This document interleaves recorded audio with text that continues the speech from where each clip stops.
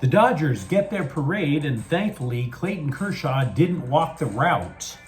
The New York press corps gets surprisingly specific about Dodger World Series scouting reports, and the Lakers have reportedly called Utah about their starting center. Good morning. I'm James. This is your daily dose of sports and snark for the greatest sports city in the world, Los Angeles. This is the faithful Angelenos morning report. It is a lovely Saturday morning, November 2nd, 2024. The Galaxy move on in MLS Cup playoffs. There's all kinds of good things to talk about. And if you like being in the know about LA sports, clickety-clack the like button. Clickety-clack the subscribe button. There's a notification bell. Hit that. It lets you know when we drop new content. Sharing is caring. Let people know it exists. By all means, comment. Now, before we go through the news and notes, look at the scoreboard. Lakers 131, Toronto 125. The Lakers get their first road win. Anthony Davis continues to score at will. 38 points. LeBron James adds 27. Galaxy 4, Colorado 1. Ricky Puig with a brace. Joseph Paintsill actually scored the game winner right before halftime. The Galaxy advance out of the first round to face the winner of Salt Lake, Minnesota.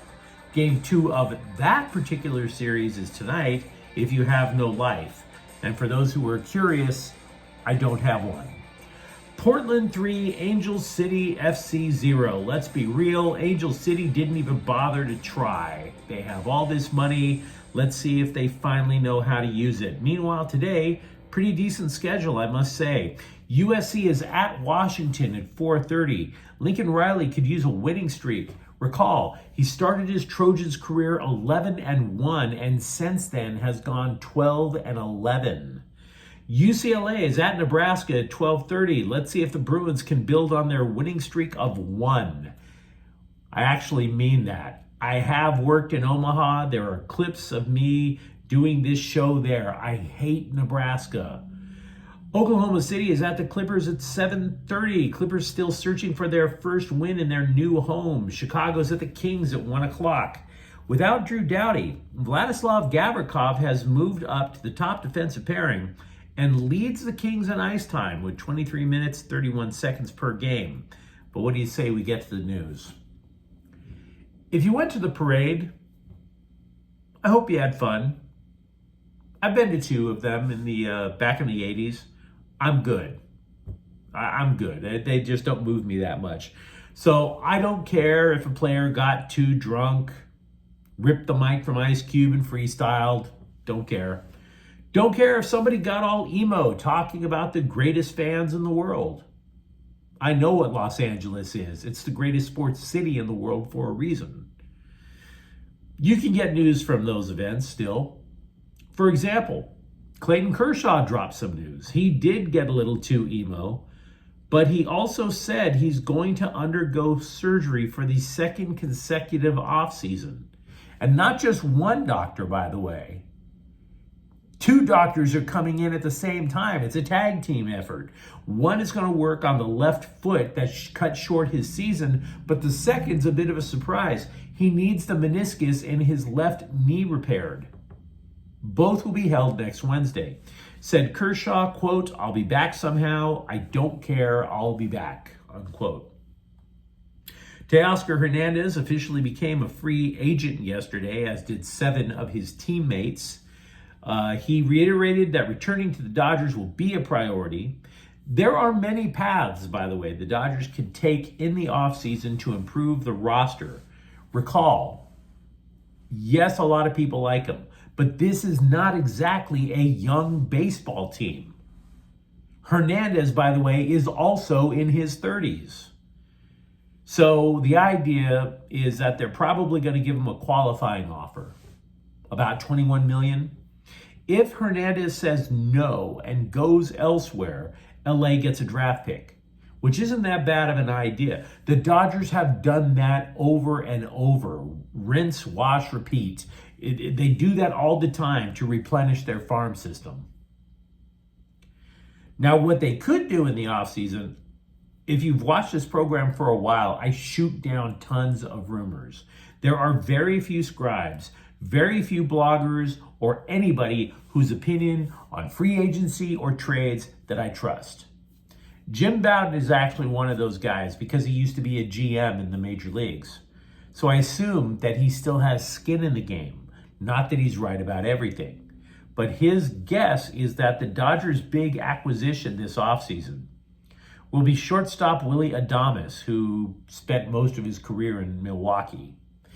He also believes that they will bring back Hernandez and keep Walker Buehler.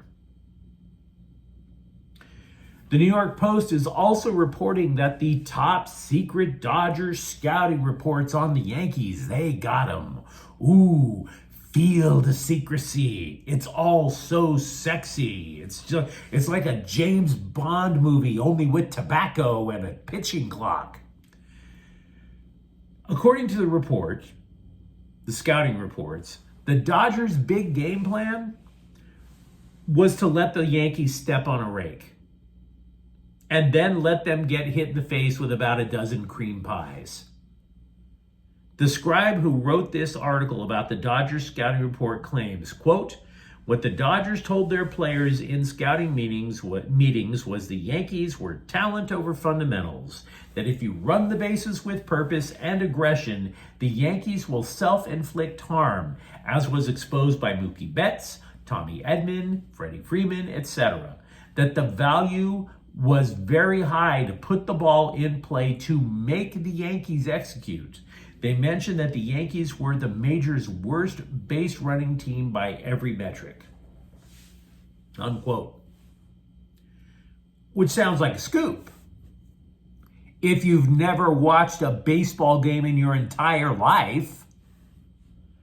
Look, the New York press corps has this lengthy history of hyperventilating over absolutely nothing. The Yankees don't play fundamentally sound baseball. No kidding. Thanks for the heads up. Like we all didn't see the 5th inning of Game 5, when they all of a sudden looked like a middle-aged softball team that tapped the keg before first pitch. What are we talking about? The monthly jobs report, you might have heard, was profoundly disappointing. Just 12,000 jobs were added to the country. A good month for the country is about 150,000, so this was terrible.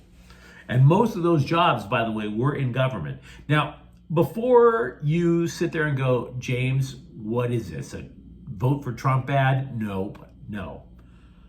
I want you to take a moment and think of how few jobs in the private sector were filled last month. And then realized that one of them was given to Zach Minazian, the new general manager for the San Francisco Giants.